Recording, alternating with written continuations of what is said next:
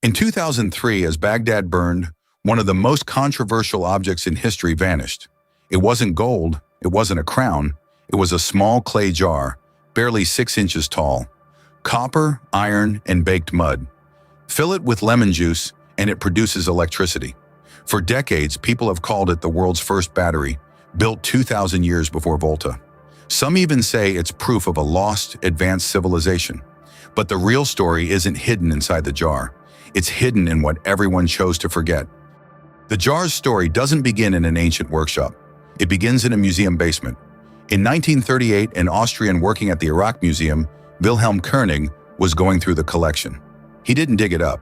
He found it on a shelf, catalogued and forgotten, pulled from the ground 2 years earlier during railway construction. Koenig saw the copper cylinder, the iron rod, the sealed lid, and thought of the newest technology of his own time, the battery. And he became convinced these ancient people had discovered electricity and used it to plate gold. It was a breathtaking idea. It was also almost certainly wrong. Here's the part that keeps the myth alive. The jar works. Around 1940, an engineer at General Electric built a replica, filled it with a copper sulfate solution, and it generated a current. Decades later, others tried grape juice, vinegar, lemon juice, anything acidic the ancient world could have had. Every time the same result, a faint but real voltage, roughly half a volt to 2 volts. In 2005, a television crew wired 10 replicas together and reached over 4 volts, enough to plate a thin layer of metal onto a coin. So the case looks closed. The ancient battery is real, except it isn't. Because building a replica that works proves only one thing, that we can build one. Not that they did. A lemon produces electricity too. That doesn't make the lemon a battery. And when archaeologists looked for the one thing a real battery leaves behind, they found nothing. No wires, no connectors, no terminals worn down by use, no workshop. Not a single object from that era shows signs of electroplating. Even Koenig's proof, those thin layers of gold he thought were electroplated, turned out to be ordinary fire gilding, a technique that needs no electricity at all. He had taken a mystery and quietly filled in the answer he wanted. To find what the jar truly was, you have to look at its neighbors, because it was never alone.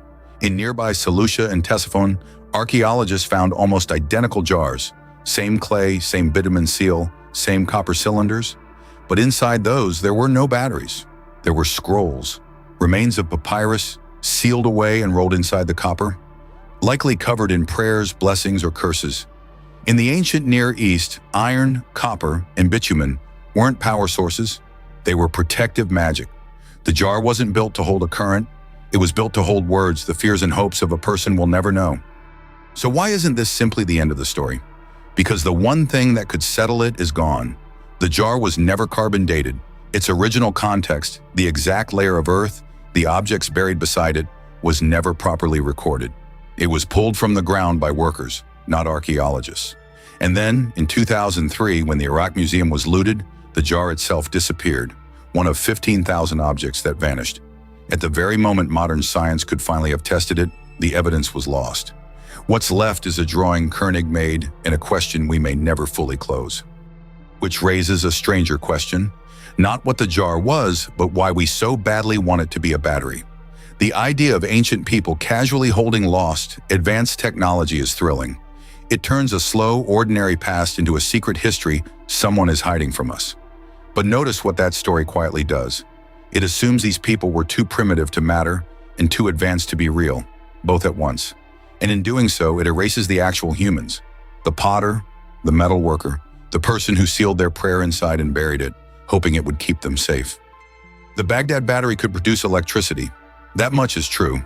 But in history, the fact that something is possible has never meant it was done. The most likely answer was never a lost power source. It was a person kneeling in the dirt, trying to protect what they loved from a world they couldn't control. We keep searching the past for machines. Maybe that says less about them and more about us and what we're afraid to find. That they were just like we are.